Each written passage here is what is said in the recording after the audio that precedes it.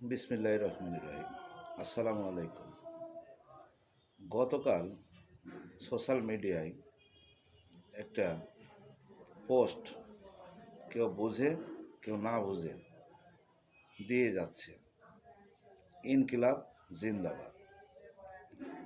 আজ এটাই বলার জন্য আপনাদের সামনে আসা। ইনকিলাব শব্দের অর্থ হচ্ছে বিপ্লব, ওলট পালট ইত্যাদি।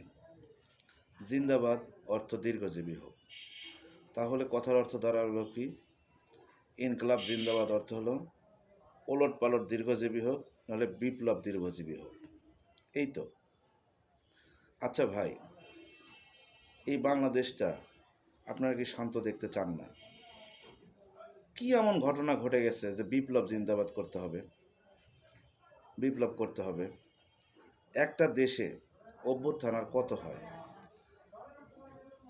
কিছুদিন আগেই সাধারণ জনগণের ভোটে একটি নির্বাচিত সরকার বাংলাদেশে অধিষ্ঠিত হয়েছে। আমরা তাদেরকে কোনো সুযোগই দিলাম না। তাদের মনে হয় মেয়াদ নেওয়া 7 দিনও হয়নি, যে যার মতো ইচ্ছাকৃতভাবে স্লোগান দিয়ে যাচ্ছেন, যে যার মতো কথা বলতে থাকছেন। এটা কি শোভনীয়? এটা কি ঠিক?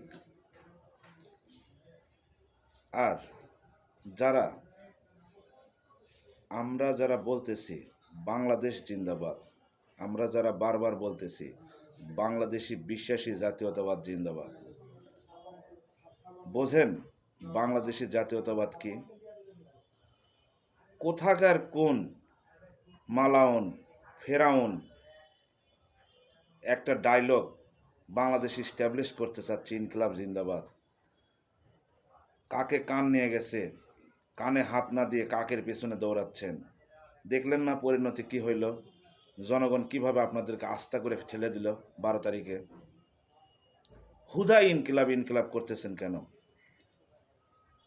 বাংলাদেশ জিন্দাবাদ বলুন, বাংলাদেশ দীর্ঘজীবী হোক।